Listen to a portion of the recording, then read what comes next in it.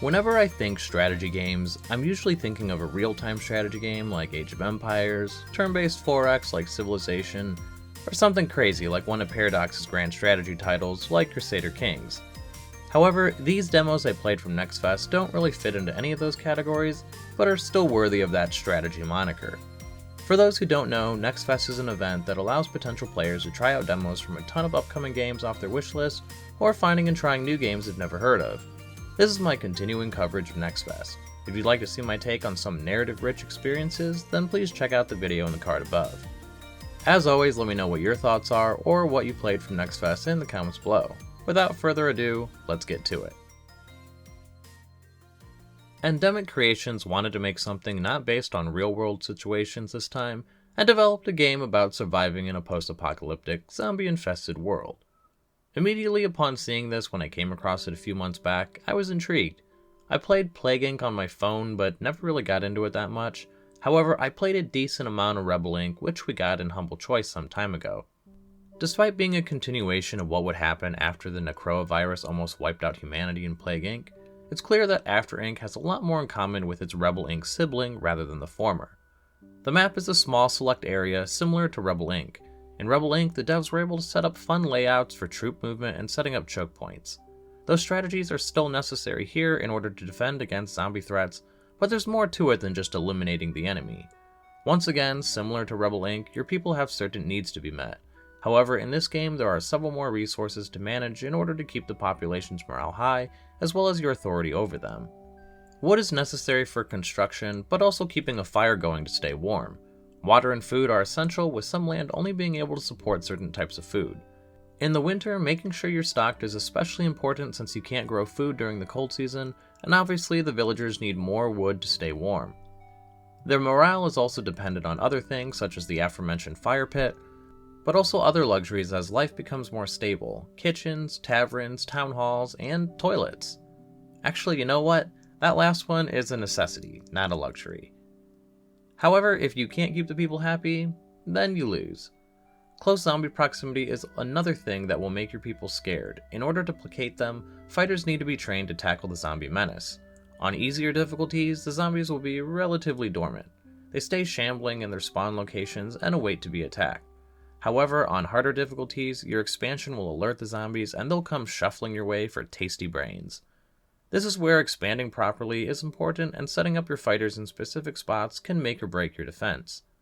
Furthermore, when you start a run, there is Fog of War on the map. In order to uncover it, you need to use stamina to explore sections. Oh, and I forgot to mention, but stamina is a resource tied to just about everything in the game. You get this resource by increasing your population, which, of course, comes with the problems you'd expect with having more people to take care of. Anyway, once you explore a section, then you'll need to spend stamina to claim it. This allows you to build on that section, it improves your authority, and provides buffs when fighting in or adjacent to claimed regions. I loved my time with this demo and look forward to playing the full game eventually. For those who think they want to jump in right away, well, you won't have to wait long as it has a June 17th release date. I'm a big fan of board games. One board game I always wanted to get but never did, largely because of the price, was Gloomhaven. So when I saw there was a digital version of the game, I was pretty excited. And then never played it, despite getting it for free. So naturally, of course I was going to check out Frosthaven, the sorta spin-off title kinda sequel to Gloomhaven. For those who don't know, Frosthaven, and Gloomhaven, is a turn-based tactics game where you control heroes and fight tons of enemies. As far as I'm aware, there is some sort of campaign mechanic and the like for an overarching story, but it's largely the well-thought-out tactics gameplay that steals the show. So don't expect some sort of sprawling RPG or something. This isn't Baldur's Gate 3. You could select your own heroes at the start, which the demo had 4 to choose from. I ended up choosing all of them, and that was kind of a mistake.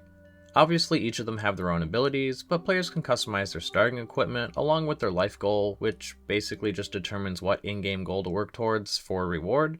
Furthermore, you could choose a random challenge for the battle, which, if accomplished, gains them a perk.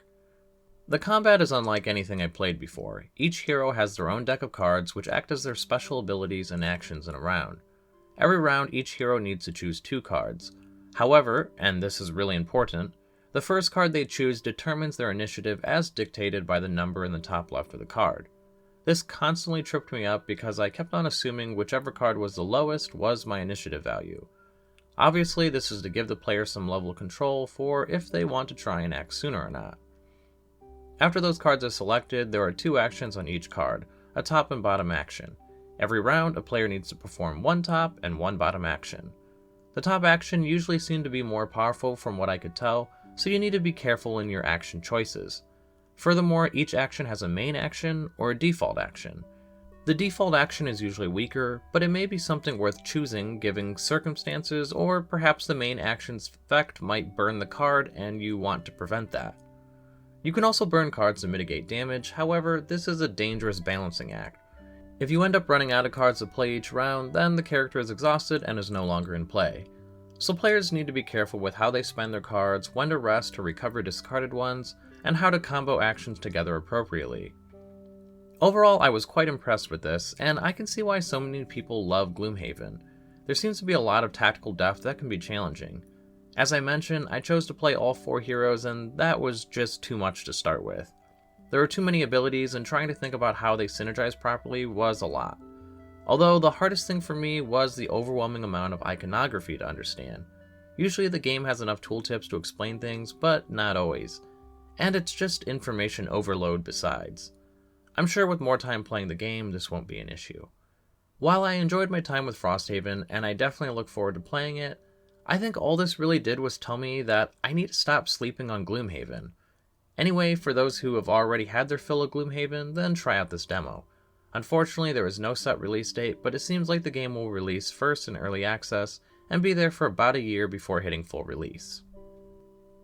Before I get into the final game, if you're enjoying the video or found it helpful, then please consider giving this video a like and subscribing for more video game coverage from NextFest and beyond.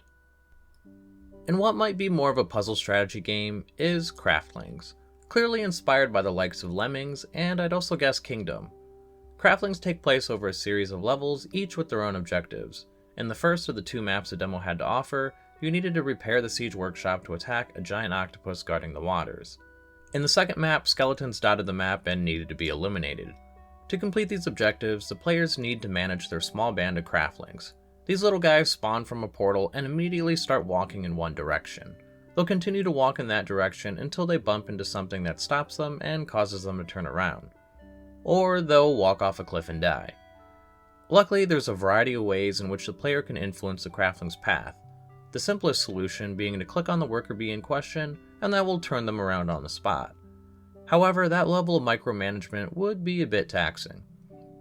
Additionally, there are signs you could place to dictate traffic, as well as stoppers to prevent their literal one-track minds from taking them any further. As you upgrade your town hall, you gain access to spells, which can also help with lowering or raising the Craftlings to different height levels. Ladders work as well, but only individuals who aren't carrying something can use them. And what's all this about building and carrying items? Well, as the title would suggest, these guys can, craft things. You start by giving a Craftling a hammer and having them get to work building the town hall. This, and future upgrades, unlock new buildings to help your villagers achieve their goals. They need to do things like cut wood, mine stone, grow crops, all to make certain tools like pitchforks for soldiers or planks to grow grapes on a trellis. There's also other buildings that act as resource dumps like the market, which can sell excess goods when a Craftling takes it there, and the cauldron, which takes food in exchange for more mana.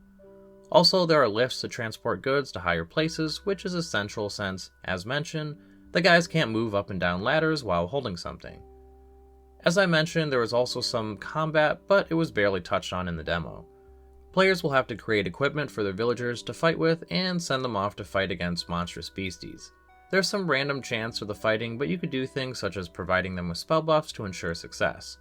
While I didn't get to see much, I think there was a good foundation to have a range of different possibilities, with new equipment to make and spells to cast. All of these different elements get complex rather quickly, and I can only imagine how crazy it gets in later levels. I liked it though. The puzzle of trying to place buildings on optimal locations, along with various signs and other tools to optimize routes, was a lot of fun. I like that the game also had time controls to speed up or pause the game completely while you assess things.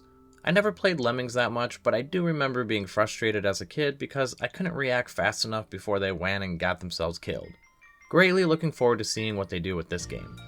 If interested, check out their demo. Unfortunately, once again, there is no posted release date, but hopefully we'll see more news on that soon.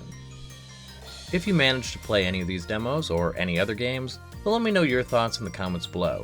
If you haven't, then let me know if these look like something you'd be interested in, or if you have any other questions. I hope this video helped you in some small way, and if it did, then please consider leaving a like, comment, subscribe, or whatever it is you feel like doing. Thanks for watching, and have a nice day.